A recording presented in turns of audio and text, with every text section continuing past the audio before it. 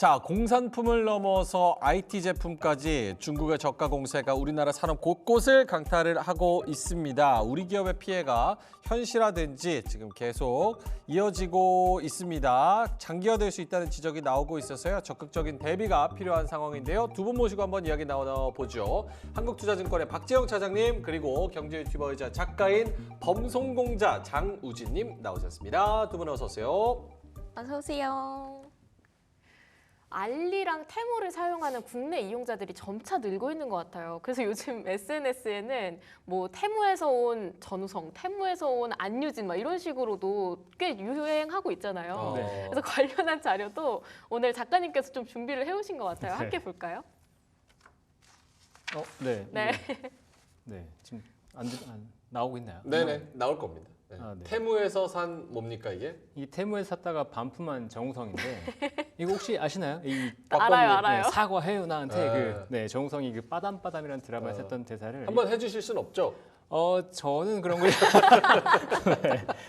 네, 테무 네. 정우성. 네. 근데 네. 이제 이게 굉장히 중요한데 이 테무란 성격을 잘 보여주고 있다고 생각을 해요. 보시면 그러니까 우리 예전에 보면 짝퉁이라는 얘기를 많이 했었잖아요. 닮았는데 좀 다르면 이제 짝퉁이라는 얘기를 했었는데 요즘은 이런 식으로 이제 밈을 사용한다는 거죠. 이게 무슨 얘기냐면 뭔가 저희가 테무나 알리에서 제품을 사요. 그런데 전혀 기대하지 않았던, 그러니까 대충 모양은 비슷한데 기대하지 않았던 형태의 상품이 온다는 거죠. 실망스러운 그런 것들이 올 때 이걸 테무에서 산 아니면 알리에서 산이라고 하기 때문에 여기 보시면 이분이 느낌은 있어요. 그렇죠. 정우성의 느낌은 있지만 그렇다고 해서 정우성과 닮진 않은. 어. 그래서 약간 테무에서 샀다 이렇게 얘기하고 그럼 반품하는 건 뭐냐면 전혀 닮지 않으면 반품까지 한다. 아. 네, 그렇게까지 얘기해요. 그러니까 원래 기대하지 않았던 상품을 사는 게 테무 알리인데 그 기대보다도 더 못 미친다. 그러면 이제 사지 않는 그런 게 테무 알리다. 근데 대신에 가격은 저렴하기 때문에 그 저렴한 맛으로 우리가 사용한다라고 볼 수 있는 게 지금 테무 알리의 공습이라고 볼 수 있는 거죠. 반품도 공짜죠, 테무는? 공짜죠. 네, 아. 공짜입니다. 네. 근데 이제 다들 몇천 원 주고 사니까 귀찮아가지고 맞아요. 반품은 안 하고 에이 그냥 버리지 뭐. 이게 재밌는 게 뭐냐면 네. 이게 이따가도 잠깐 말씀드리겠지만 이게 재고가 쌓여서 판매를 싸게 하는 거잖아요. 네. 그러다 보니까 반품 신청 혹시 해보셨나요? 안 해봤어요. 반품은 안 저는 했고요. 몇 번 이제 구매를 했다가 반품을 신청을 해봤는데 반품을 신청을 하면 뭐 비싼거나 물량이 많지 않으면 그냥 가지세요 그럽니다. 네. 물건 네. 가지시고 돈은 돌려드릴게요. 네, 돈은 돌려드릴게요. 네. 물건 가지시거나 아니면 알아서 기부하세요 이렇게. 기부하세요. 정말 그렇게 문구가 뜹니다. 어. 네, 정말 그 정도로 어차피 반품을 하더라도 중국으로 다시 가져가면 그게 비용이니까 네. 요즘 알리나 테무에서는 그냥 반품 정책도 굉장히 후하게 하고 어. 있다 이렇게 볼 수 있는 거죠. 저도 이제 거실에 큰 카페트가 필요해가지고 테무에서 카페트를 하나 샀는데 그게 이제 딱 받아보니까 너무 조그만 상자에 들어있는 거예요. 보니까 마우스패드가 왔더라고요. 보니까 사이즈 고르는 게 있는데 네. 그거를 이제 작게 숨겨놨어요. 그래서 모양만 크게 해놓고 사이즈에서는 이렇게 해서 아니 이 거실 카페트인데 뭘로 만들었길래 5,900원이지? 이랬더니 마우스패드가 딱 와버렸더라고요. 네. 네. 근데 저도 SNS 이렇게 보다가 테무 광고가 떠가지고 네. 관련해서 들어가 봤는데 이게 룰렛을 돌리면 막 몇천 원 할인, 몇 개 더 사면은 막 몇 달러 할인 막 이러면서 엄청 파격적인 이벤트를 진행을 하는 거예요. 맞아요. 근데 그러다 보니까 담고 담아도 크게 부담스럽지 않은 가격이다 보니까 그냥 한 번에 막 다 사게 되더라고요. 이런 부분들이 어찌 보면 반품을 많이 하고 좀 싸구려고 약간 내 마음에 안 들어도 소비자들이 계속 그 플랫폼을 사용할 수밖에 없게 하는 그런 하나의 전략인 것 같은데요. 일단은 경험이 중요한 거죠. 뭐 이렇게 한 번 사면 정말 이게 가격이 몇천 원 단위다 보니까 네. 계속 사게 하는 그런 효과들이 분명히 있는 것 같습니다. 이게 뭐 저는 직접은 이용은 안 해봤어요. 직접은 이용은 안 해봤는데 네. 뭐 같이 사시는 분의 이야기에 따르면 네. 어쨌든 다 우리 제품은 중국에서 넘어온다. 우리가 자체 생산하는 게 그렇게 많지 않잖아요. 메이드 인 코리아가 이제 뭐 많이 없는 세상이 됐어요. 네. 우리가 실제로 오프라인 매장이나 이런 데서 사는 것도 마찬가지입니다. 대부분 택을 까보면 중국이나 베트남에서 들어온 제품들이 많은데 네. 그러니까 그 테무를 이용하시는 분의 이야기에 따르면 네. 여기도 잘만 고르면 어찌 됐든 간에 오프라인에서 오는 것도 중국에서 오는 거기 때문에 이런 루트를 통해서 했을 것이다. 잘만 고르면 거기서 오프라인에서 내는 유통 비용마저도 절약할 수 있는 게 테무나 알리다. 라는 논리를 가지고 사용을 하더라고요. 네. 근데 저는 이제 사용하지 않는 이유가 여기도 있잖아요. 아까 그 테무에서 산 정우성, 네. 여기 테무에서 온 유연석, 저는 태무 유연석. 테무 유연석 있잖아요. 네, 태무 유연석. 뭔가 하나가 문제가 있는 겁니다. 네. 잘 고르면 괜찮은데 기분이 좋은 건가 모르겠는데. 뭔가 하나가 문제가 오묘하네요. 있고 네. 테무가 붙었다는 건 이제 가짜라는 거죠. 가짜 정우성, 가짜 유연석. 가짜 유연석. 아하. 저도 이제 유혹이 조금 있기는 했었죠. 네. 이제 골프웨어나 이런 거 보면 골프웨어가 뭐 30만 원, 40만 원 하잖아요. 그렇죠. 근데 여기서 사면 뭐 15,000원, 2만 원, 뭐 사실 택 하나 차이일 뿐인데 그런 거예요. 그런 거에 유혹이 있긴 했는데 약간 이제 양심에 꺼리끼는 그런 것들 때문에 이게 또 가짜고 여기 또 무슨 안 좋은 성분이 있을지 몰라. 뭐 이런 것들 때문에 사용은 안 하는데 테무나 알리의 전성기는 저는 좀 지났다고 봐요. 이게 작년에 워낙에 핫했었던 이슈고 네. 그래서 뭐 우리 CJ 대한통운이 여기서 뭐 물류를 담당한다 그래서 뭐 움직이기도 했었어요. 네. 실제로 대한통운이 실적이 잠깐 좋아지기도 했었고 근데 그게 사실 가격 경쟁력만 가지고는 뭐 물론 이 좋은 상품을 가격 경쟁력 가지고 한다면 오래 갈 수 있겠지만 지금은 조금 좀 둔화된 것이 아닌가라는 생각이 좀 듭니다. 실제로 싸다고 막 좋아서 살 게 아닌 게 최근에 뉴스 나온 거는 이제 어린이 제품에서 유해 성분이 600배 이상 높은 게 검출이 됐다. 네. 만졌다가 눈이나 뭐 호흡기나 이런 데에 굉장히 치명적인 영향을 끼칠 수가 있고 이런 제품들을 좀 멀리해야 된다라는 이런 공중파 보도까지도 또 나온 그런 상황입니다. 뭐 싸다고 다 좋은 거는 아닌 것 같아요. 그렇죠? 근데 중국도 사실 내수가 어렵고 그래서 계속 부양책 이슈들이 있는데 그럼에도 불구하고 계속 가격적인 면에서 싸게 이렇게 내뿜는 이유는 또 뭘까요, 작가님? 일단 이거는 요거를 먼저 보시면 좋을 것 같은데 네. 자료를. 일단 중국은 코로나19 발발 이후에 굉장히 오랫동안 제로 코로나 정책을 펴왔습니다. 그 코로나19 발발 직전 20년에 보면 재고가 일단 급증했다가 네. 그다음에 셧다운을 하고 재고가 다시 내려오죠. 근데 그 이후에는 생산은 늘렸는데 소비가 안 돌다 보니까 재고가 확 늘었어요. 2022년 초까지. 네. 그게 알리아, 테무, 시인 같은 것들로 이제 해외로 반출되기 시작한 거죠.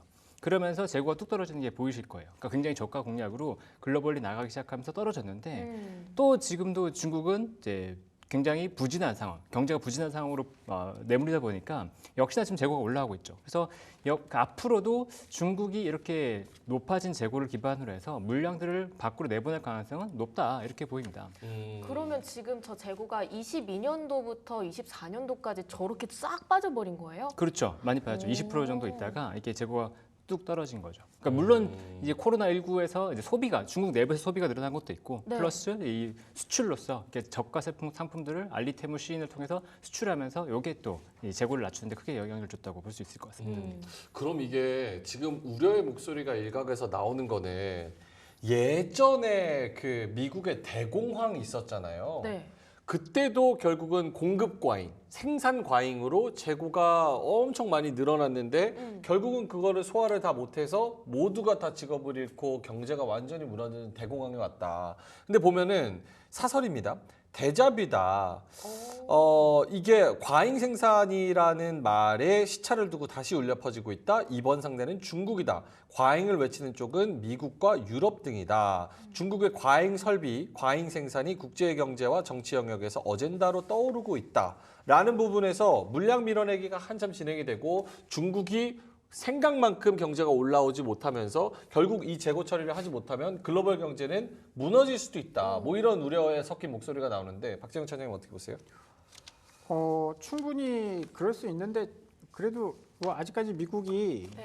소비가 나쁘지 않아요. 네. 그래서 너무 확대 해석할 필요는 없을 것 같습니다. 뭐 중국이 과잉 공급, 과잉 생산을 한 게 어제 오늘 일은 아니거든요. 2011년도부터 계속 이어져 왔었던 거고 그게 사실 직접적으로 우리 경제에는 업종에 타격을 주기는 했었죠. 이게 대표적 과거부터 쭉 이야기를 해보면 대표적인 게 철강, 화학 이런 이제 뭐죠? 소재 산업들 네. 이런 쪽이었습니다. 그때 2011년도에 중국이 철강 산업을 굉장히 육성을 했습니다. 네. 화학도 마찬가지고요. 우리가 2000년대 초반에는 화학이랑 철강, 조선 이런 쪽이 뭐 세계적으로 잘 나가는 그런 나라였는데 중국이 그런 쪽들 자국에 보조금 줘가면서 공장 지어가면서 뭐 그러면서 서서히 좀 져가기 시작했죠.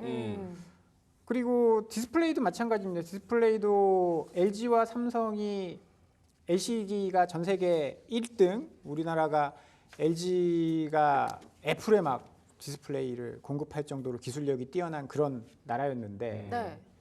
중국이 의도적으로 그런 산업을 키웠죠. 대표적인 기업이 전 세계에서 지금 디스플레이 1등하고 있는 BOE 같은 회사들, 네.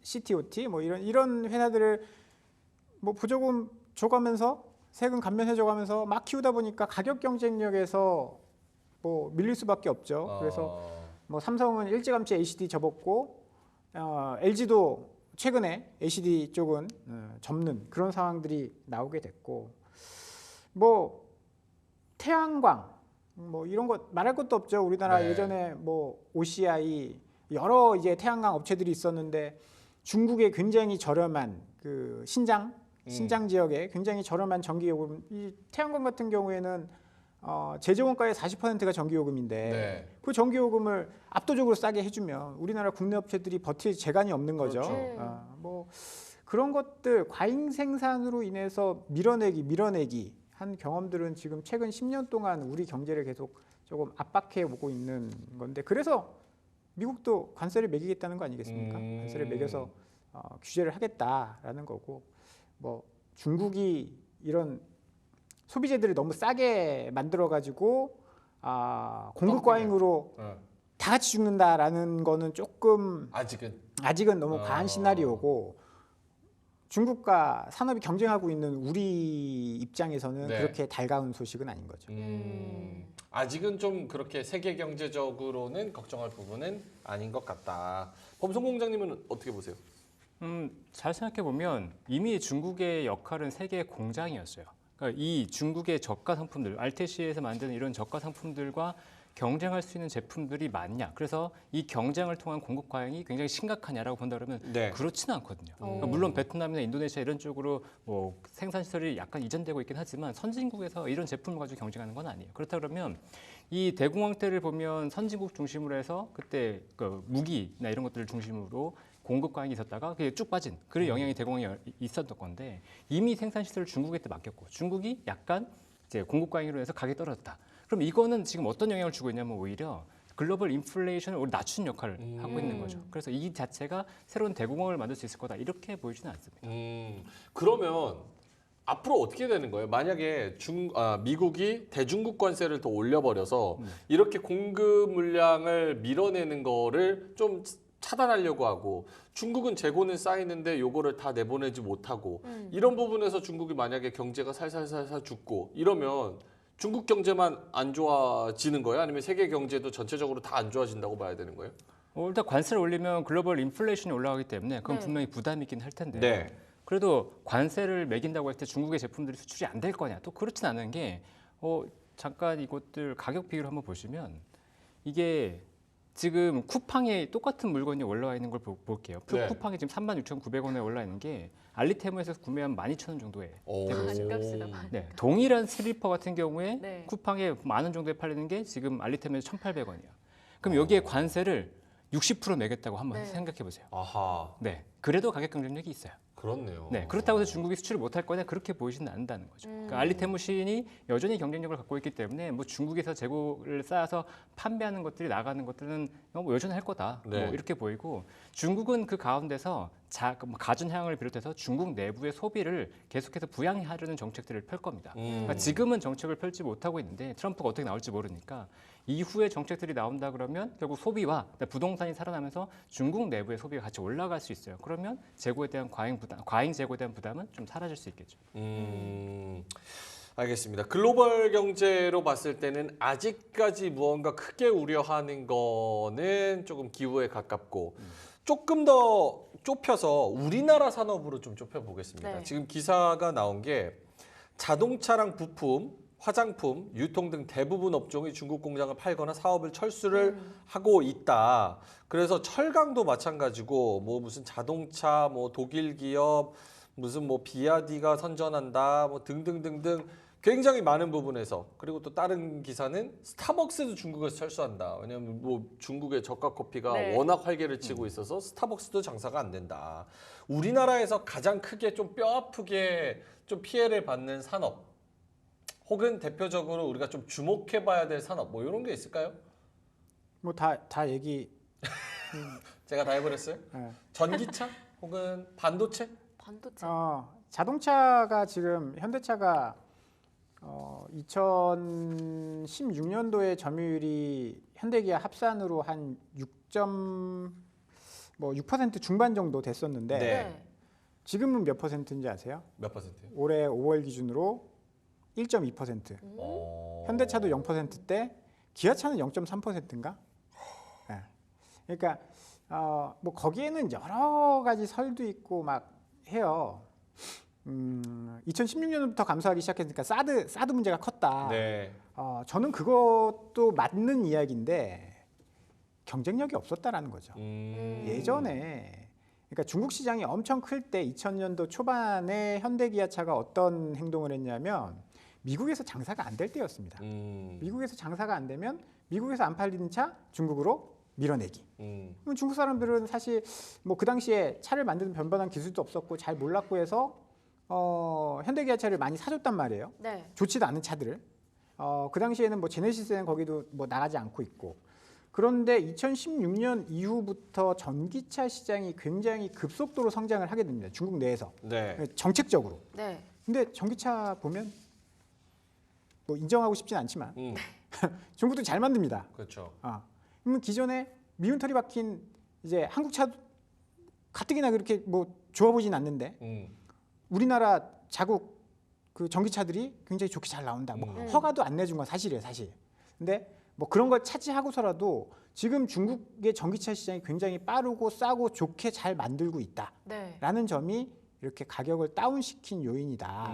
그러니까 뭐 공장이 지금 5개 있었는데 3개가 문 닫았거든요. 네. 점유율은 0%대로 떨어졌고 그 요인은 뭐 한알령이라고 우리는 믿고 싶지만 네. 중국이 올라온 것들도 분명히 있다.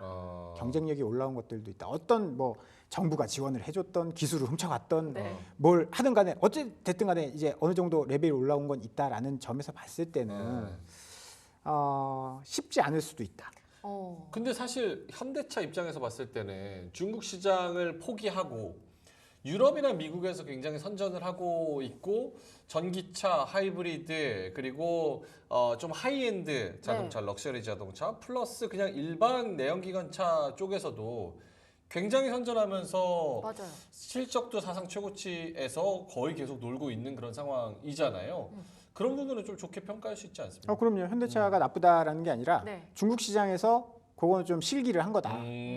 중국도 고가 라인으로 뭐 좋은 자동차 이렇게 빨리빨리 이제 변화를 줬어야 되는데 네. 뭐 그러지도 못했었고 그러다 보니까 지금 전 세계에서 자동차를 가장 수출 많이 하는 나라가 중국이 돼 버렸습니다. 네. 뭐 이게 사실 반도체까지 오지 말라는 법도 없어요. 최근에 뭐 지난달까지 로이터나 이런 데서 보면 창신 반도체가 지금 거기는 기술력은 굉장히 떨어지지만 싸게 만들어서 자국 업체들한테 막 팔아가지고 지금 전체 시장 점유율 9%까지 올라왔다라고. 네. 네. 로이터나 블룸버그나 이런 데서 2025년까지 마이크론을 잡을 것이다 이런 전망들이 나오거든요. 물론 지금 우리는 DDR5를 만들고 있지만 걔들은 DDR4를 만들고 있어요.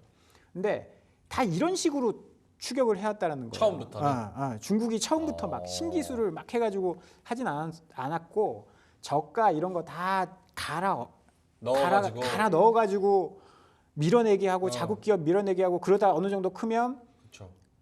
또 거대 자본 투자해서 하고 했었던 경험이 있기 때문에 네. 샤오미도 그랬고. 그렇죠. 그 SMIC도 7나노를 어떻게 만들었겠습니까? 막 뭐 그랬잖아요. 막 기계 EUV 없으니까 DUV 막 때려 넣어가지고 손해가 나더라도 할 수 있는 게 지금 중국이다라는 네. 거예요. 그래서 안심할 수 있는 수준은 아니라고 봐야 될 것 같아요. 지금 저 자료에서도 보여지는 것처럼 지금 2025년 디램 제조사 생산 능력 예상치가 창신 메모리 쪽이 압도적으로 높은 것 같아요. 다른 사실 지금 삼성전자랑 SK 하이닉스도 2024년이랑 2025년 그래프가 그렇게 큰 차이는 없잖아요. 근데 창신 메모리는 차이가 꽤 크단 말이죠. 3위로 올라오겠네요. 2025년에. 그러니까요. 이렇게 된다고 하면 국내 반도체 기업 피해도 적지 않을 것 같은데요, 작가님. 일단 당연히 그럴 수밖에 없다고는 보고 있는데 디램 사용 측면에서 중국의 이제 내수 자체적으로 사용하고 있는 내수 물량들 그게 이제 한 20% 정도 되는 것 같아요. 현재 한 23% 정도 되고 있고 27년까지 자급률을 27%로 높인다고 합니다. 그러니까 그만큼 우리나라 시장, 우리나라 업체들은 이제 점유율을 잃게 되겠죠. 그러니까 네. 그 중국은 계속해서 내수에서의 활성화를 시키면서 자국에서 사용하는 반도체 점유율을 올라갈 거예요. 대신에 중국 업체들이 수출하기는 쉽지 않겠죠. 계속해서 이제 우리가 무역 장벽을 쌓고 있기 때문에 미국이나 유럽이나 그러면 그 상황에서 우리나라는 시간을 일단 벌었으니까 최대한 기회를 잡아서 중국 업체와의 기술 격차를 좀 만들어야 된다. 그리고 최근에 이제 메모리 쪽이나 그 디램 쪽도 보면 원래는 이 디램이나 메모리 쪽이 범용 메모리였어요. 네. 그러니까 네. 어떤 거든 그냥 갖다가 쓰면 되는 건데 최근에 보면 이게 같이 맞춤형으로 바뀌고 있거든요. HBM이 대표적이고 일반 디램 메모리 같은 경우에도 기업들의 커스터마이징을 해주는 그런 형태의 메모리를 바뀌고 있는데 그런 형태의 메모리를 바뀐다 그러면 우리나라 업체들은 분명히 기회가 있다라고 보이는 거죠. 다만 네. 삼성전자 같은 경우에는 DDR5에서도 지금 1A, 1B 공정에서 지금 굉장히 고전을 면치 못하고 네. 있기 때문에 그 측면에서 이게 원시 공정에서 이 수율을 안정화시키는 게 굉장히 중요하다. 하지만 그게 가능하다 그러면 글로벌 업체와의 어떤 중국 업체와의 경쟁력은 충분히 가져갈 수 있지 않을까라는 생각이 들긴 합니다. 근데 우리나라 반도체 기업들이 중국 물량을 생각하면은 점유율이 한 30%에서 많게는 뭐 50%까지 뭐 차지를 한다 막 이런 얘기가 있는데 네. 사실 창신 메모리가 이렇게 쭉 올라와가지고 저가로 로컬적으로 쫙 많이 팔아서 그걸로 돈으로 또 다시 투자를 해가지고 메모리에 반도체 그런 기술들이 좀 올라오고 이러면은 미국은 중국한테 관세를 때려서 중국 제품을 IT 제품을 안 산다고 하고 우리는 그 사이에서 무언가를 계속 팔아야 되는 입장이고 기술은 쫓아오고 이러면 정말 답이 안 보인다, 좀 어렵다 이런 생각이 드는데 여기에 대한 뭐 해결책이 있습니까? 있죠. 지금 우리나라가 해결책을 제시하고 있는 게 아니고 네. 미국이 제시하고 있잖아요. 오, 어떻게요? 네, 반도체 장비를 수출하지 못하게 하고 있죠. 네, 음. 반도체 장비를 수출하지 못한다, 수입하지 못한다는 건 중국이 고부가치 메모리를 생산할 수 없다는 것과 동일해요. 근데 그 반도체 장비를 당장 따라가는 건 굉장히 어렵습니다. 네. 그러니까 지금은 반도체 장비 업체들이 실적이 고전하고 있죠. 그러니까 우리가 중국이 어려우니까 중국 수출이 안 되니까 앞으로 가이던스가 좀 낮아질 것 같아요.라고 얘기하면서 주가는 빠지고 있긴 하지만 지금의 일단은 고난을 겪고 나서 중국이 경쟁력을 잃는다 그러면 결국은 다른 업체들이 그 시장을 가져가야 되는 거거든요. 캐파를 늘려야 되고. 그러니까 장기적으로 봤을 때는 중국의 영향을 낮추면서 어쨌든 우리는 시간은 벌고 있다라고 볼 수 있는 거죠. 이 그 ASML 같은 EUV 장비 있잖아요. 네. 이런 걸 중국이 자체 제작할 가능성도 있습니까? 먼 미래에는? 그걸 저한테 물어봐. 아니 뭔지 약간 이건 안 될 것 같은데 하는데 약간 기형적인 물건이 나오는데 이게 또 작동이 되네? 라면서 대륙의 실수가 나오는 작품들이 꽤 있는 것 같아서 뭐 외계인을 납치하지 않는 한 그건 좀 힘들다. 외계인을 납치해서 그 ASML도 그렇게 만들었다는 설이 있어요. 외계인을 납치해서 고문해가지고 뭐 그런 설이 있긴 한데 정설이죠, 그게. 어떻게 그걸 만들었을까? 네. 근데 뭐 사실은 쉽지는 않겠지만 중국이 뭐 이건 뭐 제가 공신력이 있는 사람도 아니고 네. 반도체 기술자들 굉장히 많이 데려갔을 거예요, 분명히. 디스플레이도 그랬고 그런 게 없었으면 기술 개발을 사실 이렇게 빨리 할 수는 없는 분야거든요. 근데 그런 분야도 분명히 있었을 거고 그게 사실 비단 이게 뭐 중국에만 이렇게 있는 일은 아닙니다. 분명히 작년에도 SK온과 LG 에너지솔루션의 2차 전지 그 인력 네. 소송이 있었잖아요. 이거는 다 있는 거라서 중국이 정말 스스로 열심히 공부해가지고 기술을 막 이렇게 익혀서 따라올 것이다라고 생각하고 있으면 굉장히 안일한 판단일 수도 있어 보입니다. 인력이나 이런 쪽을 뭐 워낙에 많이 좀 빼가는 일들이 분명히 있어 왔었고 네. 그래서 열심히 공부해서 따라오려면 한 10년 걸리겠지만 그렇지 않은 꼼수들도 분명히 중국이니까 대안으로 가지고 있을 거다. 뭐 오케이. 알겠습니다. 네. 단순히 가격이 싼 걸 넘어서 이 기술력까지 갖게 되면 결국은 우리나라 어쩔 수 없이 피해를 고스란히 받을 것 같은데 사실 지금 트럼프 대통령 당선인이 뽑히고 나서 2주 동안 중국 빅테크 기업의 시총이 60조 원이 넘게 날아갔다고 하거든요. 앞으로의 중국 부양책을 막 한다고 해도 중국의 좀 내수가 불안해지는 거는 어쩔 수 없을 것 같은데 한국도 여기에서 조금은 더 살아나고 자기 입지를 다지려면 중국처럼 조금 더 해외의 그런 시장을 넓힌다라든지 다른 관세를 피해가면서 미국과 중국의 그런 무역 전쟁에서부터의 안전지대를 좀 마련해 볼 필요는 있을 것 같아요. 네, 알겠습니다. 네. 좋은 조언 감사합니다. 네. 조금 이제 시간이 거의 다 됐으니까 네. 묘수가 있으면은 제안해 주시면 좋을 것 같습니다. 네. 사실 지금 우리나라가 조선이나 자동차나 뭐 반도체나 뭐 이런 걸로 먹고 산 지가 지금 몇십 년 됐잖아요.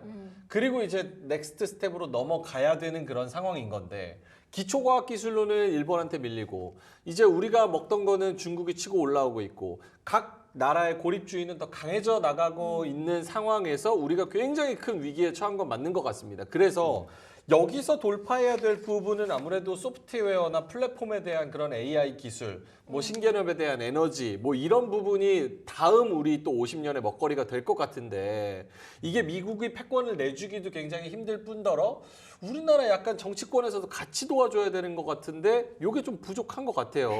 그래서 우리나라가 이런 AI, 소프트웨어 이런 쪽에서 좀 두각을 나타내고 앞으로 먹거리 50년을 가져갈 그런 묘안이나 혹은 앞으로 방향성 이런 거에 대한 어느 정도의 인사이트가 있으실까요? AI 소프트웨어 쪽은 저는 쉽지는 않을 것 같아요. 오. 플랫폼 쪽은 우리나라가 주도할 수 있는 영향력이 너무 떨어져요. 그러니까 뭐 AI, 뭐 의료 AI 관련해서 루닛이나 이런 것처럼 아주 니치 마켓 정도는 공략할 수 있겠지만 네. 큰 시장 같은 경우에는 우리나라가 뭐 플랫폼을 장악한 역사가 없잖아요. 그것은 시장을 주도할 수 있는 능력 자체가 떨어지기 때문이라고 보고 있는데 근데 요 그림 하나 보여주시겠어요? 네.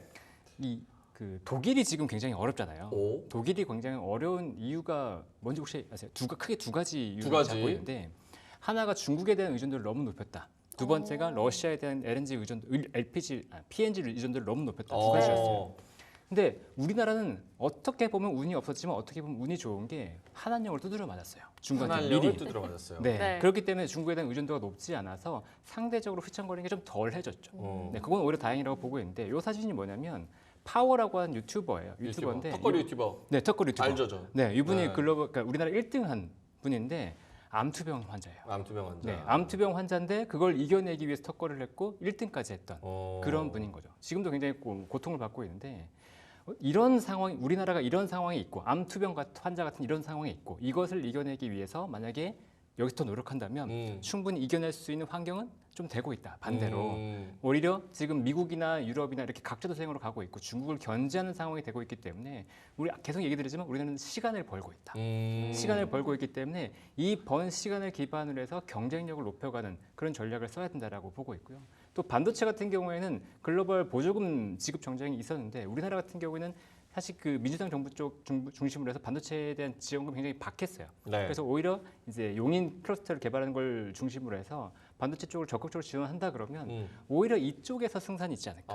중국이 올라온다고 하더라도 결국은 미국이나 유럽이 의존할 수 있는 믿을 수 있는 파트너로서의 하드웨어 생산자. 그것도 고부가치 하드웨어 생산자는 한국이라고 보거든요. 한국, 대만 정도를 보고 있는데 대만은 또 위험하잖아요. 중국이 다 그렇죠. 먹을 수 있으니까. 그러니까 그런 파트너로서 우리나라가 성장한다 그러면 우리나라는 충분히 그 기회를 가지고 성장할 수 있는 여력은 있다라고 보는 거죠.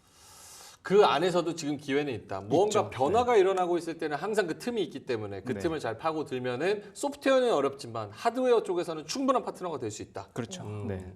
박재영 차장님은요? 뭐 가격 지금은 양극화되고 있는 상황이라서 네. 저가 공세는 뭐 어떻게 할 수가 없습니다. 그 뭐 우리가 인건비 낮추고 뭐 원자재라도 있으면 하겠는데 그거는 안 된다라고 보고요.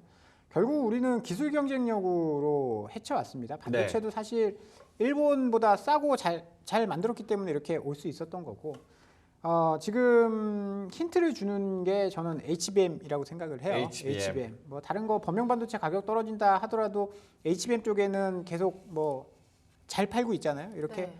중국이 기술력으로 따라올 수 없는 그런 것들을 만들어내야 살아남을 수 있다라고 보고요. 뭐 저가 공세는 어제 오늘 일도 아니었고 우리가 예전에 1960년대 섬유산업으로 성장할 때 섬유산업 저가 공세로 남미 쪽 다 죽였어요. 네. 우리도 그렇게 성장을 했기 때문에 이거는 뭐 선진국으로 갈수록 어쩔 수 없는 상황이고 선진국으로 가면 기술로 승부를 봐야 되겠죠. 그래서 기술이 좀 뛰어난 기업들이 좀 많이 나온다라고 한다면 큰 문제는 없을 것 같습니다. 알겠습니다. 그러니까 뭐 강대국이 패권을 가져가는 그 사이에서 하드웨어 그것도 차별화된 조금 고급 기술력으로 우리가 그 틈을 충분히 같이 노려보면서 파트너로 갈 수 있다. 알겠습니다. 두 분의 한마디는 제가 읽도록 하죠. 범성공자 장우진님의 한마디는 아픈 만큼 성숙해져야 할 때다. 아까 뭐 마지막으로 그림을 또 보여주셨고 네. 우리가 여러 가지 어려움과 정치적, 산업적 문제가 있지만서도 그만큼 성숙해지고 각성하면 될 것 같다. 박재영 차장님의 한마디는 저가 공세에는 기술로 대응하자. 이번에 또 삼성전자에서 사장급으로 CTO 또 한 분을 파운드리 쪽에 배정을 했고 하니까 기술로 승부하자 이렇게 말씀을 해주셨습니다. 자, 그러면 중국산 저가 공세와 우리나라가 가야 될 방향에까지 우리가 이야기를 나눠봤고요. 두 분과는 여기서 좀 인사를 드리도록 하겠습니다. 한국투자증권의 박지영 차장님 그리고 경제 유튜버이자 작가인 범성공자 장우진님과 함께했습니다. 고맙습니다.